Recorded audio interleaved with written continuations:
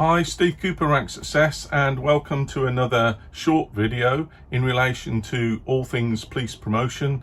And as those of you that follow my YouTube channel will know, or on social media, on X, on Facebook, you will know that sometimes I share my testimonials. Now you can go across and look at them at any time at ranksuccess.co.uk, but often I like to talk through rather than often, occasionally, I like to talk through some of the testimonials, some of the feedback that I get from customers, because it's so impactful, and I think sometimes it demonstrates the amount of work and effort and human determination and enthusiasm and motivation that kind of cuts through all the noise to actually achieve your goal and get promoted in the police service as things stand at the moment, with all the challenges to it.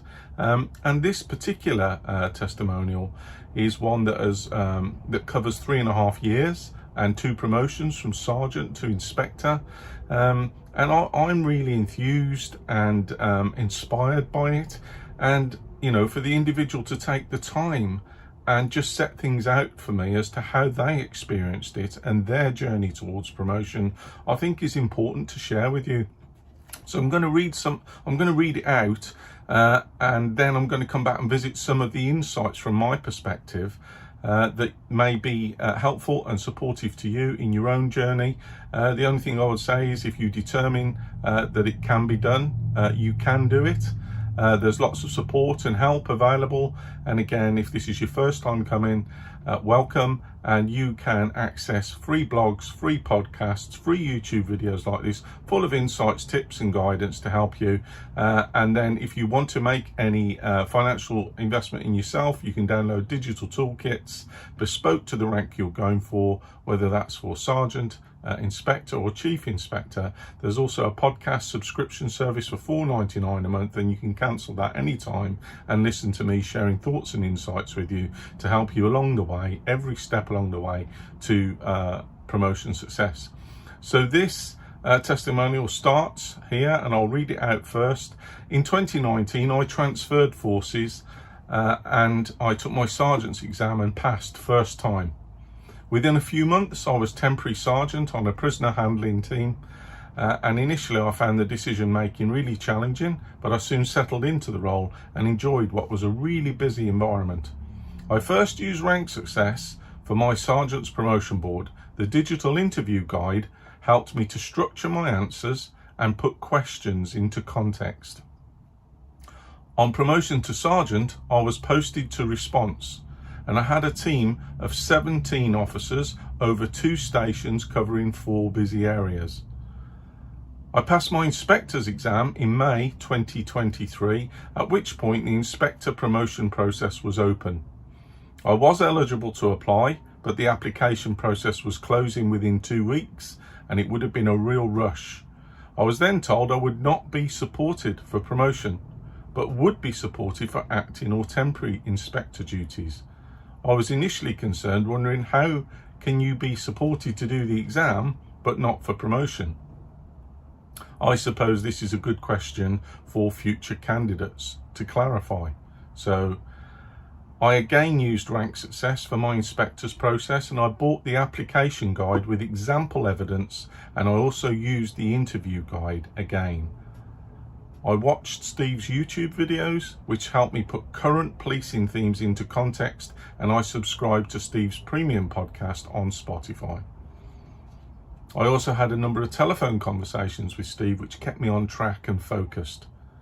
I'd just started a new role as a detective sergeant in professional standards department when my current force moved the promotion process forward by a month, which caught me a bit off guard. I managed to complete my application and submit it a week early due to a pre-planned holiday, so my advice would be start early with your evidence. I had to do a 10-minute presentation, something I'd never done before, on a topic I wasn't told about until the day of my board. And my advice on that part would be to really get in tune with your forces pledges and plans and mission statement, but also the wider current themes in policing, and then have the ability to pull it all together. Some people say I interview well, I love to talk, So I guess it comes from there. But I fully understand not everyone is the same, and nerves can play a huge part. I would also suggest, as part of your development, if you can, being part of interview panels, because being on the other side of the table previously really helped me on my board performance. I can recall revising for exams at 2 a.m. whilst doing night feeds. I used to wake up at 5 a.m. and revise for an hour while the house was quiet. As a dad to 2 and a 4-year-old, I could never get 5 minutes. I listened to Steve's podcast whilst putting my youngest to bed, cooking dinner and cleaning house. I'm lucky to have a wife who supports me, because achieving both my promotions meant I had to change roles twice and also covering 24/7 shifts, which had a huge impact on family life. It has been really hard work, but it's been worth it. I have had support from an old line manager and a chief inspector, and my force also allowed me to attend a promotion workshop, for which I'm grateful. On both of my promotions, I have then been placed in roles which I didn't choose. I've also had to put my uniform back on for both occasions, which other people don't seem to have to do. But that said, I fully understand you apply for the rank and not the role, and I've managed through hard work and changing roles regularly to have been promoted twice in the last 3.5 years. I have 16 years service left, so I have plenty of time to keep progressing. As the only black inspector in my force, I want to keep progressing to ensure that the SLT, the senior leadership team, is reflective of my community. And I also want to continue to help shape the service for the future and be a role model for others to follow me. Now, there were quite a few things that were covered there in this testimonial. And first and foremost, 2 promotions in 3.5 years. And I'm just going to go back very quickly and go through some of the parts where I think that I can share some insights with you that might be of interest to you. So within a few months of passing the sergeant's exam, a temporary sergeant on a prisoner handling team, so straight into hard work. That looks like a really busy team there, where you've got to, as a sergeant, start thinking about managing yourself, managing your team and managing your work. 17 officers over 2 stations covering 4 busy areas is a large span of control. So what do you know about that? Are you match fit ready if you got through a promotion process to do that, to lead a team, a big team across a broad area? And again, you're almost touching there on starting to think more strategically how you are working across perhaps different areas, different teams, different sections, and sometimes different departments. And obviously that led to passing the inspector's exam in May 2023. And the interesting point there, that the individual was told I was not supported for promotion, but I would be supported for acting or temporary inspector duties. And I was initially concerned, wondering how you might be supported to do the exam, but not for promotion. Well, that's really common. That happens all the time, and people often find themselves, or can find themselves, in acting and temporary positions for long periods, sometimes depending what's happening in the background with policing. But at the end of the day, it's all part of your journey towards promotion. You're either in it or you're not. You're either up for it or you're not. And to a certain extent, once you apply for promotion, certainly for inspector onwards, you have less control over your career, less control of where you are promoted, and less control of what role you get given and are expected to perform at that rank. So again, thinking about that now, if it's something that you want to do, it comes with the territory. And sometimes people just discover that for the first time and smell the coffee, if you like, for the first time, whereas actually you can get ahead of that. And the individual said, I suppose this is a good question for future candidates to clarify. And I think it is. I think it's about, yes, you can clarify it with your organisation, but it's also very much around you clarifying it for yourself, with yourself. You know, what do you expect when you get promoted? Because sometimes it's not always what you expect. And sometimes the job can become a lot harder because it's not just about you managing yourself and your issues and your progress. You're actually managing a team if you're a sergeant, or you are managing a much broader, wider team, sometimes virtual or force-wide teams across departments as an inspector, and all the issues and challenges around leadership, performance and change that come with that, and that are part of the role that you're applying for. So yes, it is a good question for you to clarify. I again used rank success for my inspector's process. So rank success can help you go from constable to sergeant to inspector to chief inspector, and many people have gone on beyond that, because the principles, once you get used to applying for preparing for promotion, effective preparation for promotion, often lend themselves to the next rank, with some adjustments and some refinement and distilling in your approach, but very much a hop, skip and a jump through the ranks. And if you look at the testimonials at Rank Success, you will find lots of people that have done exactly that. So they've gone through the ranks and they've been kind enough to share their feedback. Now, the evidence guide that is alluded to there, example evidence, is one of the digital guides that you can download from Rank Success. And this covers specific detailed evidence examples at the level of the rank that you're going to, against the competencies, and at the level of CVF that you're going for, so level 2 or level 1, depending on what you're being assessed against. And those examples allow you then to reflect on your own, to have a look. Everybody wants to know, what does good evidence look like? What can it look like? How should I set this out? And even though your force give you really good instructions, sometimes they're a bit ambiguous, sometimes they're a bit confusing. Well, that's about going back to HR and clarifying that with them. So again, being proactive in your own interests through making sense of the information you're given. But if you want to have a look at something offline, away from policing, you can download these toolkits from Rank Success, including a promotion masterclass, 6.5 hours with me, suited and booted, talking to you and leading you through everything you need to do to prepare effectively until you knock on the door of that interview room or assessment centre. So it's available anytime, 24/7, 365, exactly the hours that you work in policing, and it's a decision you can do at any time, and you can have a look at any of the free guides beforehand to get an idea of what they look like, what they feel like, and what I sound like, and when I'm talking about these kind of issues.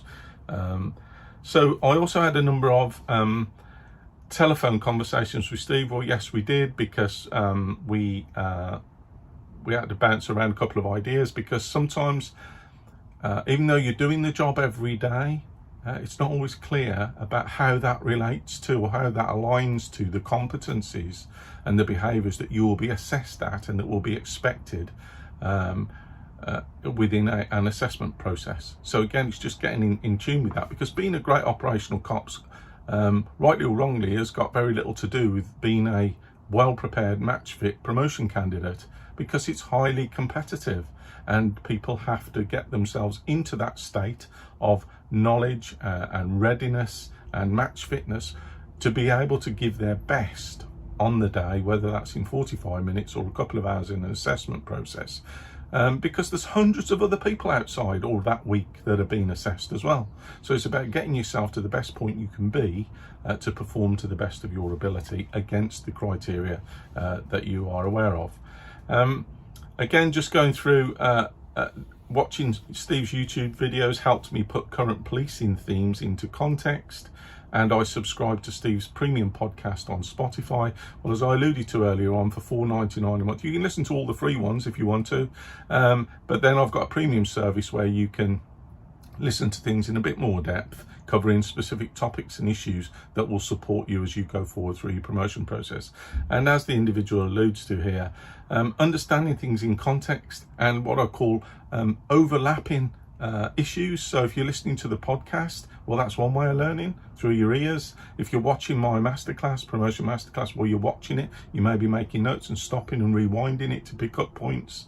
And if you're reading my free blog, well, there's lots of free blogs you can read. So however you learn, reading, watching, listening, it's covered in my toolkits and everything I offer to help support officers in getting where they want to get to, which is to achieve their promotion goal. I had just started a new role as a detective sergeant in professional standards department when my current force moved the promotion process forward by a month, which caught me a bit off guard. Well, again, that's really, really common. No force is going to wait about for you.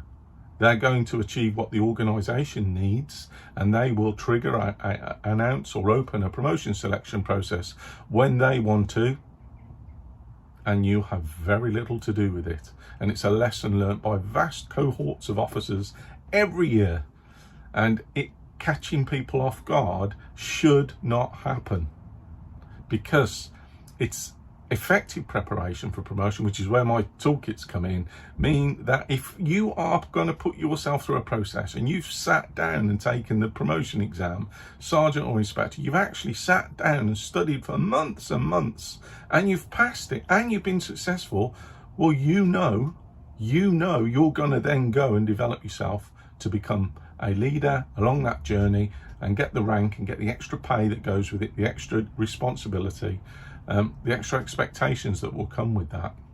And you know you're going to do it when you sat there studying for the exam. And when you get the exam under your belt and you've got that five-year countdown, 5-year countdown, a lot of people just decide to say, well, actually, I'm going to have a couple of years off now. And then they find themselves under real pressure when, unlike this individual, where he sailed through both processes, sergeant and inspector, first time, both the exam and the boards, the interviews, got through both of us. Well, what happens if you don't get through first time? And lots of people contact me or download my toolkits and try and do it properly from then on, and try and have another go at it. But there's no guarantee you're going to get through first time, and you get given 5 years. 5 years as things stand at the moment, and it's countdown from the minute you pass. And yeah, there's lots of arguments around that, but a process shouldn't catch you off guard because you've made the decision to become a leader, to take action towards that and to commit to it. And if you like, do something every day. It's far easier to read, to listen, to watch, to something 4 or 5 times a week in bite-sized chunks than to have a mad panic, which is again what generally happens when forces open up a promotion process and there's a massive injection of uncertainty into the organisation around the process, around candidates' readiness. And who amongst you are the ones that will succeed? They're really determined to succeed. And here's what I think: it's the ones that have been quietly working in the background, because I see it in my testimonials all the time. You'll see people say, I started 12 months ago, 9 months ago, 6 months ago. And on whole, as a general observation, those are the candidates that succeed. And it frustrates the hell out of people, because all the money that's bet or laid out, if you're a betting person, on the candidates that are, expected to prevail and succeed in the promotion process, they're not the ones that do.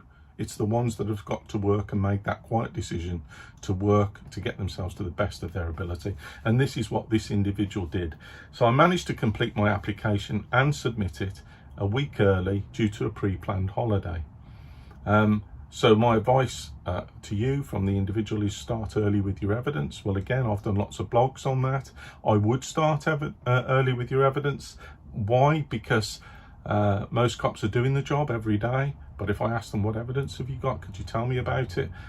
They switch into telling me about their best ever job, the greatest job the force ever dealt with, their part in it, and nobody cares. Nobody cares, because it's not about that at all. It's about you understanding how you demonstrate the behaviours that are required, needed, expected within policing by the public, by your peers, by your colleagues, by the organisation, and understanding those within the context of the framework that you're going to be assessed in, which is the competency and values framework. The values within that, and there are 4 in the CVF, but there are actually many more, and each force has started, if you like, espousing their own values.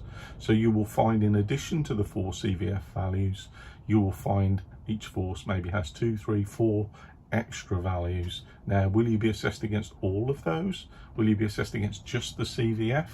Will you be assessed against your force ones specifically? Well, all of those things happen. All of those things happen because it depends on which force you're in at which time, which rank you're going for, because there are different processes in place at different times with different ranks. So at Rank Success, I try and keep a track of that on your behalf, and I update my toolkits so that you can download something that's up to date and relevant and topical, if you like.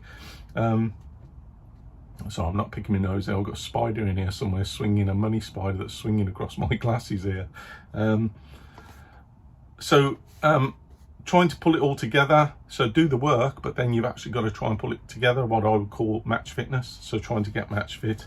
The individual says, some people say I interview well. I love to talk, so I guess it comes from there.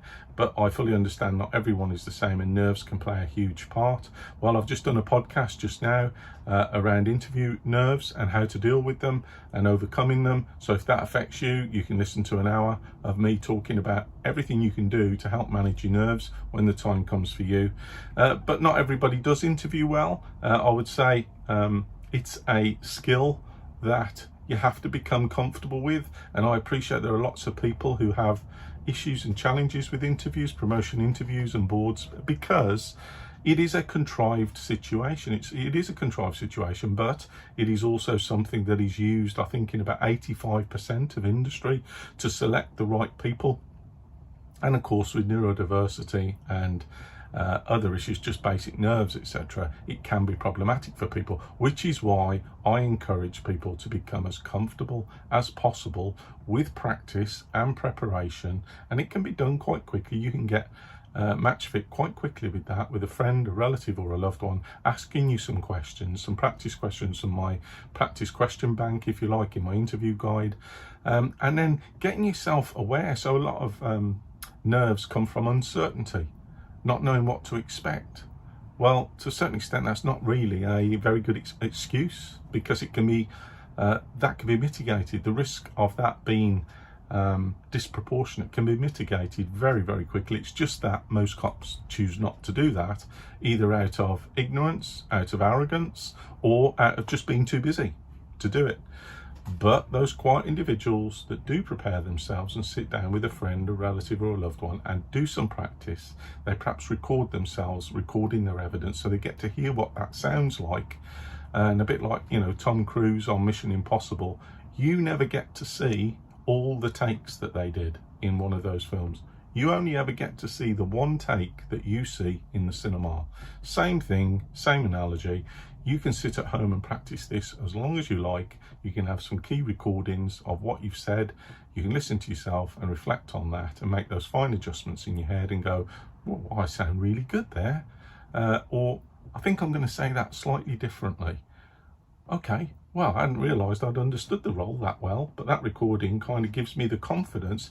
Huge word, confidence. That's what we're working towards.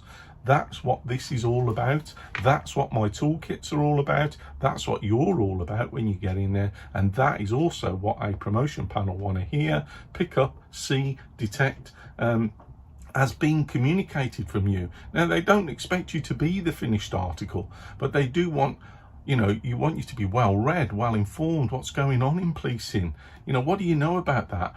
In relation to the role you're going for, how does that sit or fit with it? And what will you do when you go forward? If we were to give you these stripes or these pips or this extra pip today, what are you going to do with it? That's effectively what they're asking you. So that's where you get your forward-facing aspects from.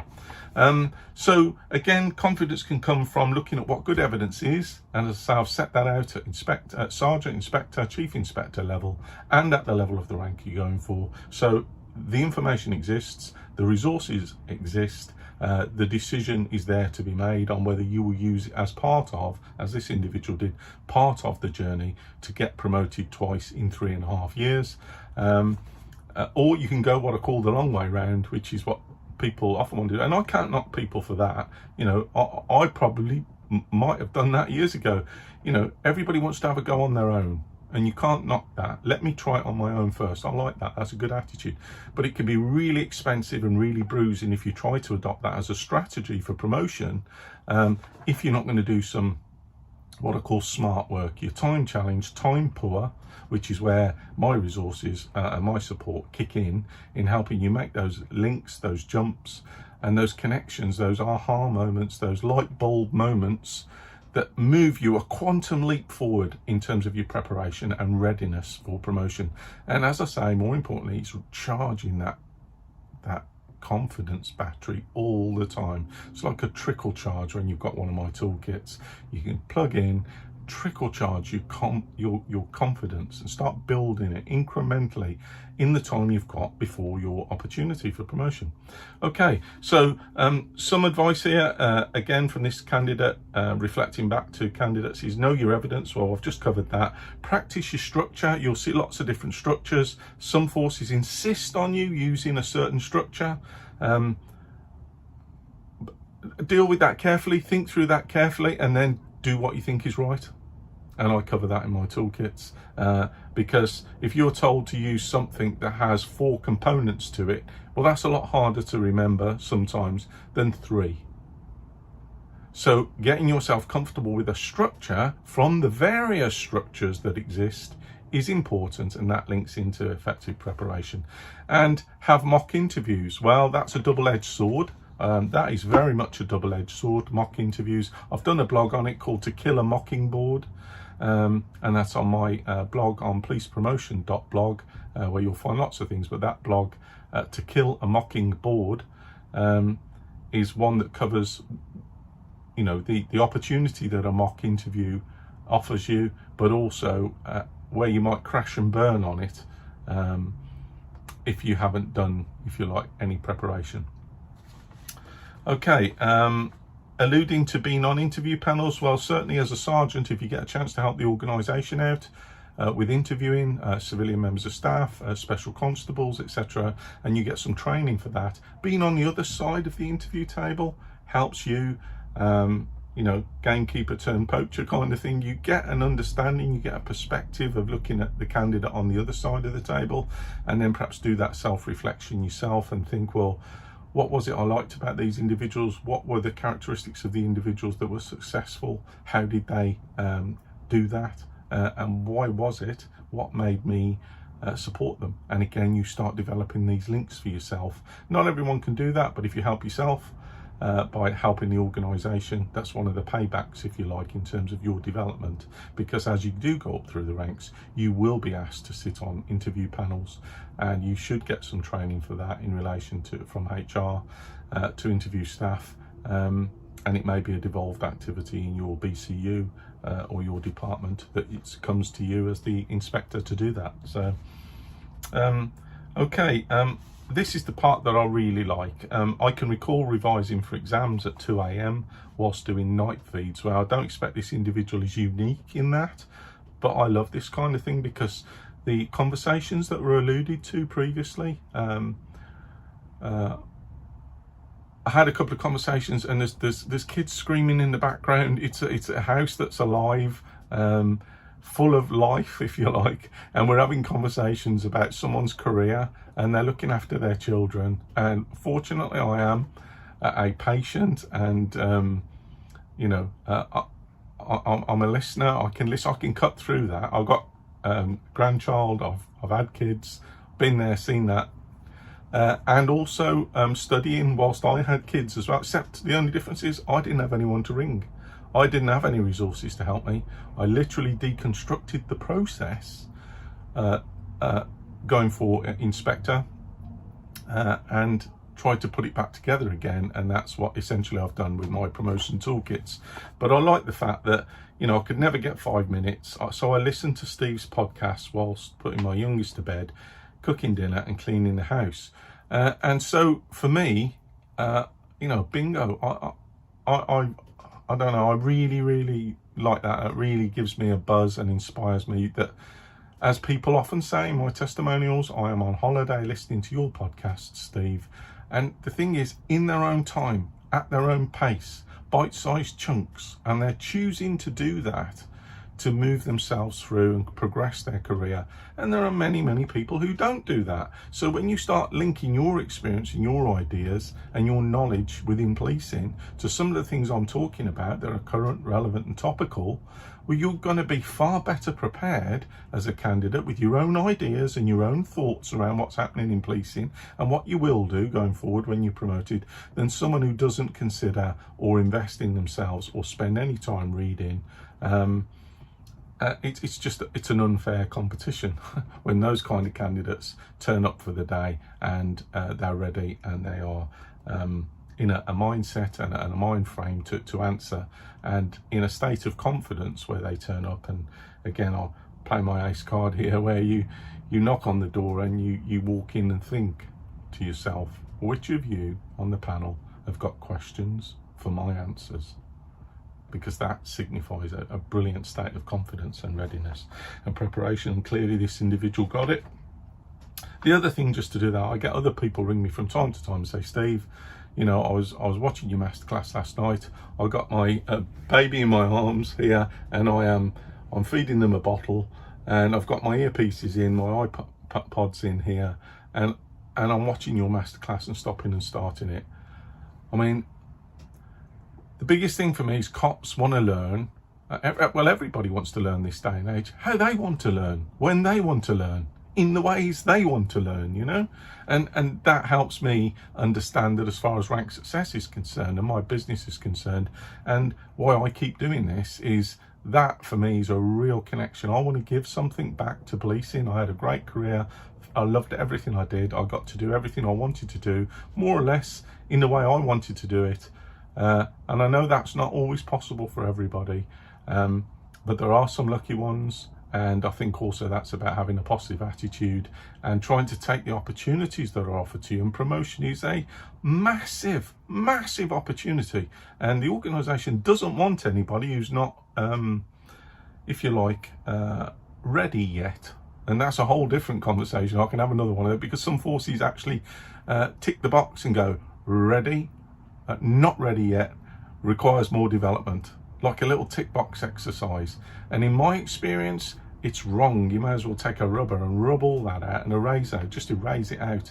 Because many people, certainly those that come to me when they've been unsuccessful, having been ticked and marked as ready, find out, for some of the reasons I've already been talking about, they are far from ready. And in a way, I think it's a bit like being set up by your own force when that's the kind of process in place. I don't care who you speak to, whether you speak to your own supervisor, whether you speak to your HR department. It's ultimately about using that, but also understanding how you are putting yourself through a transformation process from being a good, competent, operational cop to becoming a well-informed, prepared, match-fit promotion candidate who's ready, if you like, to convey everything that you want to convey and that you want a promotion panel or interview board to know, or through your activities, through whether that's psychometric assessment tests, whether it's a written briefing, whether it's a presentation, whether it's an operational tactical briefing, or whether it's through an interview with forward facing, rear facing, upside down, inside out, back to front questions. I don't care. If you've done the prep, you are match fit and you are ready, and then you can give your very best performance, if you like, because that's what it is. I mean, I've said it's contrived, but funnily enough, if you do this work, your confidence will kick in and overrule everything. And again, you'll see that in my testimonials, where people say, I got in and I got straight into it. You know, I'd done the work, so I wasn't worrying about what I wasn't going to say. I was worrying about getting across everything I wanted to say in the way I wanted to say it, and in the way that I'm responding to the questions as required. So as you can see, you know, I'm starting off with one testimonial, I'm pulling out some insights from it, but I'm covering a lot of people's experiences in that.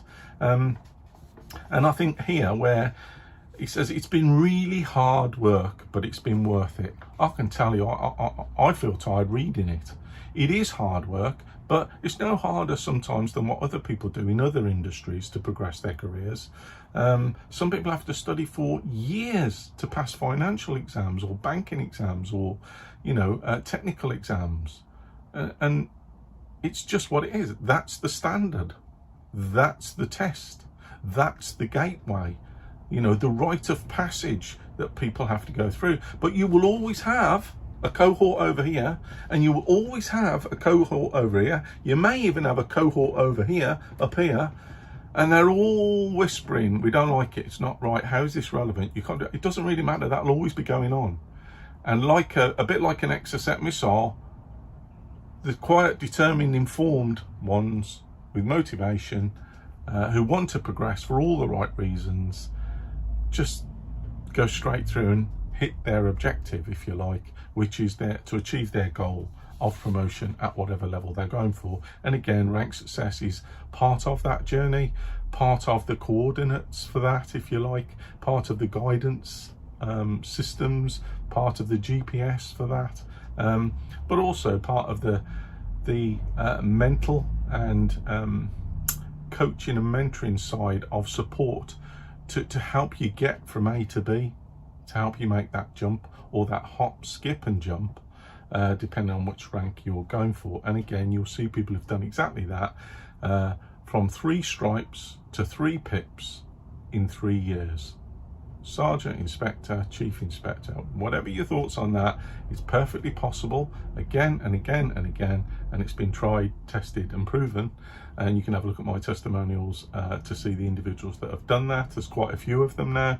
You have to be engaged in hard work, really hard work, but it's doable, it is achievable. But again, it's part of individual people's journeys and their position.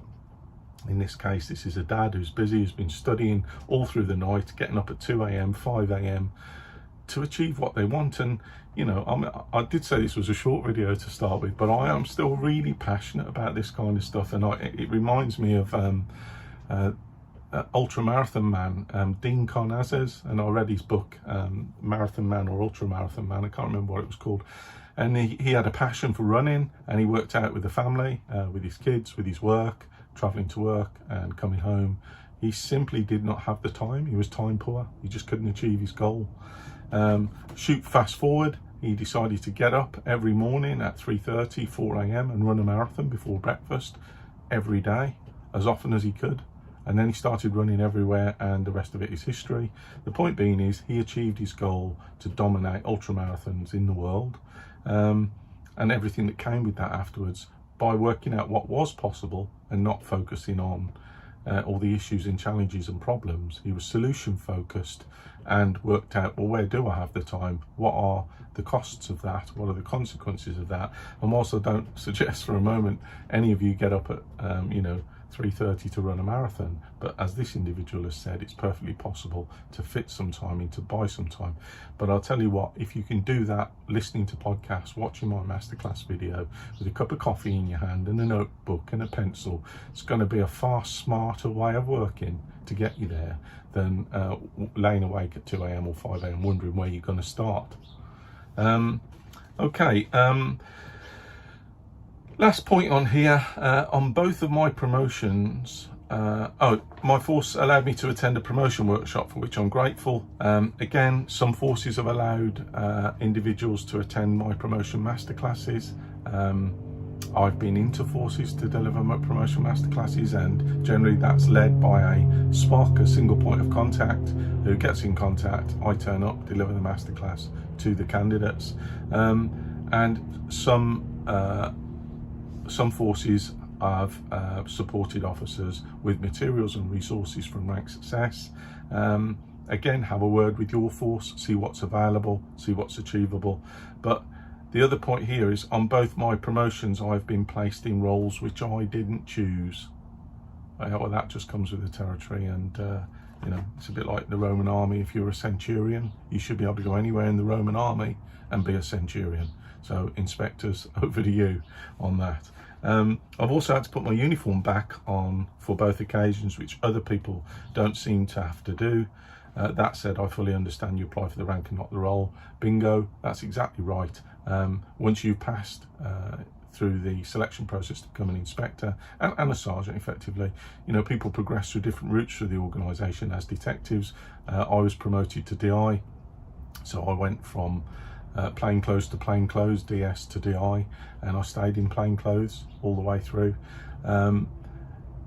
but I did have periods of time as temporary inspector in uniform, and it's just the roll of the dice. I think it's wherever the organisation needs you is where you will be posted, and again, if you can do that without any massive disruption to your life, great, but you know what you're signing up for. And sometimes I've seen it in the small print in people's applications and guidance. I am applying for promotion, and I understand I can be posted anywhere. I understand this may not be where, you know, I want to serve in the force. So in a way, they're giving you the opportunity before you do it to acknowledge that at least, so that you can't say afterwards, well, it was never explained to me. I'm starting to see that now, where, you know, you need to kind of sign the box to know before you go into the process that you will get posted anywhere the force needs you and to any role. Okay, I want to continue to help shape the service for the future and be a role model for others to follow me. Well, that's all the right reasons, and this individual has got 16 years left to do that, and clearly if they want to, if they're heading in that direction, I think this individual will probably be a member of the senior leadership team, as many of my candidates have become. And certainly in the 16 years, that's a lot of potential left within policing. And you know, I like to hear people talking about it for all the right reasons, and I wish you, wherever you are on your promotion journey, the very best. And as I say, if you want to start now, you can start completely for free. Listening to more of these YouTube videos, head on over to policepromotion.blog and read some of my blogs, current, relevant, topical on all policing issues. And you can subscribe to my podcast, $4.99 a month, and unsubscribe whenever you want when you finish swatting for your board or whatever. But many people choose to stay subscribed because I'm covering lots of issues that are relevant in policing. Okay, so what am I up to now? 41 minutes on that. I did say it'd be a short one. I won't apologise, because I actually quite like doing it. Once I get into this, there's so many insights and angles that I could kind of talk about from this. But the main thing I would say is, you know, it's an open goal. Promotion is, from my perspective, it's an open goal, and where people don't get their approach right and don't invest in themselves, it can have consequences. And you know, you can come very close, but just over the crossbar, or hit the woodwork, if you like, and not actually get it straight in the back of the net, which is what Rank Success is all about. I'm happy to speak to you on the phone. I'm happy to answer emails. I'm happy to answer texts. So get in touch if you think I can help you, if you want a conversation. And as I say, wherever you are on your promotion journey, I wish you all the very best. Take care and stay safe.